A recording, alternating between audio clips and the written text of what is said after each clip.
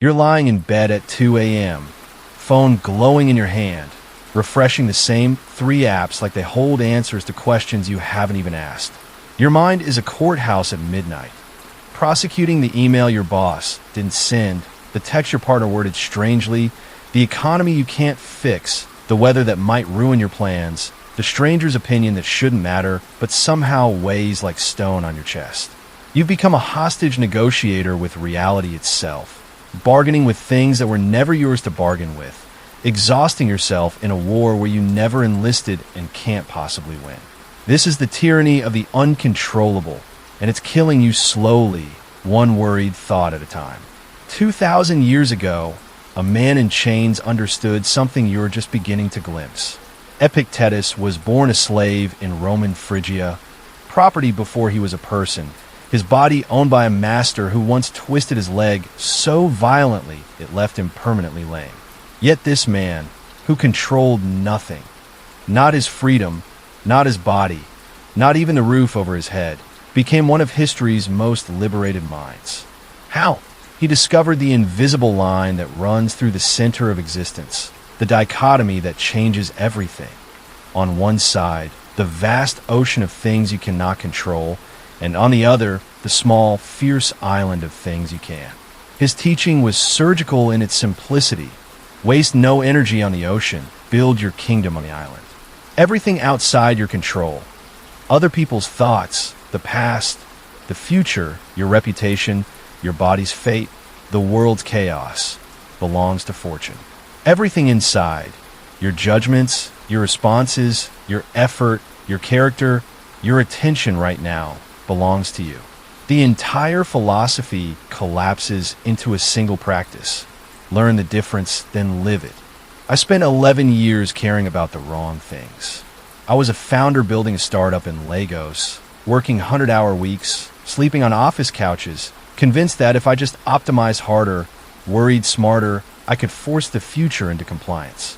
I obsessed over investor emails, refreshed Twitter for press mentions, catastrophized over competitor moves, lay awake calculating worst-case scenarios that never came and best-case fantasies that evaporated on contact with morning.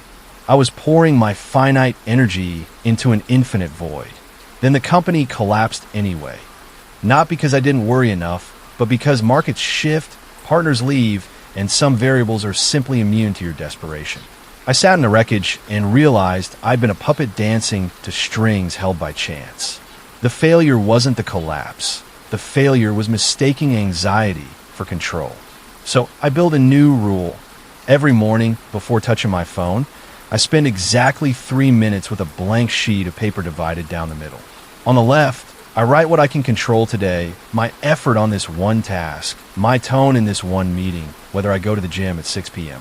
On the right, I write what I cannot, whether the client says yes, whether the market crashes, whether someone misunderstands my intent. Then I fold the paper in half, covering the right side completely, and I work only from the left. This single practice gave me back my nervous system. The invisible line became visible. Marcus Aurelius, Emperor of Rome, the most powerful man in the known world, woke before dawn in military camps on the Danube frontier and wrote reminders to himself in Greek on parchment. You have power over your mind, not outside events. Realize this, and you will find strength. Think about that. Unlimited political power, and still he needed to remind himself that most of reality was beyond his reach. He could command legions, but not the plague that ravaged his cities. He could legislate laws, but not the loyalty of his generals. He could wage wars, but not the fickleness of history's judgment. His meditations are not a victory speech. They're survival notes from a man drowning in responsibility, clinging to the only plank that floats, the sovereignty of his own mind. He didn't write those words for us. He wrote them for himself, every night by candlelight, because the temptation to control the uncontrollable is so seductive it fooled even an emperor. If Marcus needed daily practice to remember the dichotomy, what chance do we have without it? Here's the trap most people fall into. They think accepting what they can't control means passivity, resignation, rolling over while life happens to them. That's not stoicism. That's nihilism wearing a toga. The dichotomy of control is not about giving up. It's about precision. It's about taking all the energy you were hemorrhaging into worry, resentment, and fantasy and redirecting it into the one place where you have leverage, your choices right now. A student I mentored spent 2 years paralyzed by job market anxiety, refreshing LinkedIn 70 times a day, spiraling because companies weren't responding, because the economy was uncertain, because her degree wasn't from the right school. I asked her one question: what can you control today? She stared at me. We made a list. She could control whether she sent one excellent application today instead of 10 mediocre ones. She could control whether she spent 30 minutes learning a skill employers wanted. She could control whether she reached out to one person in her field for a 15-minute conversation. She could control her sleep schedule, her caffeine intake, whether she went for a walk when the anxiety spiked. Within 3 weeks, her entire effect changed. Not because the job market improved, but because she stopped measuring her worth by outcomes she couldn't command. She got an offer 5 weeks later, but that wasn't the victory. The victory was the night she slept through without checking her phone, because she'd done everything within her circle of control, and she knew, deeply, cellularly, that the rest was none of her business. The second principle lives in the shadow of the first. Negative visualization, the practice of imagining loss before it arrives. This sounds morbid until you understand its purpose. Every evening at 9 p.m., I spend 5 minutes imagining that something I value is gone. My business fails, the relationship ends, my health turns. Not to torture myself, but to inoculate my soul. The Stoics called this premeditatio malorum, the premeditation of evils, and it's the opposite of toxic positivity. It's not pessimism, it's preparation. When you mentally rehearse loss, 2 things happen. You strip future misfortune of its power to ambush you, and you realize that you're holding everything, your health, your people, your status, on loan from the universe, revocable without notice. This doesn't make you fearful, it makes you grateful. You stop taking the present for granted. You stop living in the delusion that your current circumstances are permanent. You see your life as it actually is, a temporary gift, blazing bright before it goes dark, which means every moment you're not paralyzed by anxiety is a moment you're stealing back from entropy. I write 1 paragraph every night in a black notebook, imagining one thing I love is gone and asking, how would I bear it? What would remain? The answer is always the same. I would remain, and the only thing I truly control, my capacity to respond, would remain. This practice has made me simultaneously more fearless and more tender. I hold everything lightly, which paradoxically lets me love it more. Then comes the final movement, the one that separates philosophy students from Stoic practitioners. A more fatty, the love of fate. Not just acceptance, love. When something outside your control happens, something painful or inconvenient or unjust, your instinct is to argue with reality, to storm around wishing it were different. This is exhausting and useless. Reality doesn't negotiate. A more fatty says, stop wishing this didn't happen and start asking how you can use it. A founder I know lost his co-founder 3 months before a major product launch. Betrayal, legal threats, the whole catastrophe. He could have spent a year in bitterness, replaying the betrayal, fantasizing revenge. Instead, he asked one question: if I had designed this obstacle on purpose to become stronger, how would I use it? He rebuilt the team in 6 weeks, learned skills he'd been avoiding, launched solo, and later told me the betrayal was the best thing that ever happened to his capability as a leader.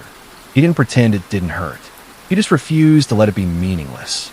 Every Sunday morning, I review the past week and write down one thing that went wrong, one thing outside my control that hurt or frustrated me. Then I write one sentence. How is this useful? Not why did this happen? Or whose fault is this? Just what can I build with this rubble? This practice has turned my setbacks into raw material. I don't fear bad luck anymore. I'm curious about it. These aren't abstract principles. They're daily behaviors, repeated until they become reflexes. Here's what that looks like in practice, starting tomorrow. First, the morning division, 3 minutes, blank paper, vertical line down the middle. Left side is your dominion. Right side is fortunes. Write fast. Don't edit. Fold the paper to hide the right side. Work only from the left. Do this before you touch your phone, before you let the world's chaos colonize your attention. Second, the evening rehearsal. 5 minutes at 9 p.m. Imagine one thing you value is gone. Write one paragraph. Feel the grief. Then feel the relief that it hasn't happened yet. Then feel the gratitude for today. This will hurt at first. Do it anyway. Third, the Sunday audit. Review the past week. Identify one uncontrollable setback and write one sentence answering, how is this useful? You're training your mind to see obstacles as assignments, not punishments. These 3 practices take 13 minutes total per day. You'll spend more time than that scrolling feeds that make you anxious. The question isn't whether you have time, it's whether you're willing to trade distraction for sovereignty. The compound effect is invisible at first, then sudden. After 30 days, you'll notice you're sleeping better. Not because your life got easier, but because you're no longer running catastrophe simulations at 2 a.m. After 60 days, you'll notice that other people's moods don't destabilize you the way they used to. You've built a wall between their chaos and your center. After 90 days, your entire identity shifts. You stop identifying as a victim of circumstance and start identifying as someone who responds. You stop measuring your day by what happened to you and start measuring it by how you showed up. This is the quiet revolution. You become unshakable not because nothing shakes you, but because you've built a foundation that doesn't depend on the external world's cooperation. You stop negotiating with reality and start dancing with it. Here's what I want you to do. For the next 7 days, run this experiment. Every single time you notice yourself worrying about something outside your control, someone's opinion, a future outcome, a past mistake, stop and ask out loud, can I control this right now? If the answer is no, physically turn your attention to something you can control in that exact moment. Your breath, your posture, the next sentence you write, the quality of the next 5 minutes. Do this every single time. Track it. You'll be shocked how much of your day you've been spending in the fantasy that worry equals power. The invisible line runs through everything. You've just been taught to ignore it, to believe that caring about the uncontrollable makes you responsible, that anxiety proves you're trying. It doesn't. It just proves you're human. But you can build something better than your default wiring. You can become the kind of person who sleeps soundly in the storm, not because the storm stopped, but because you finally learned which ropes are yours to hold.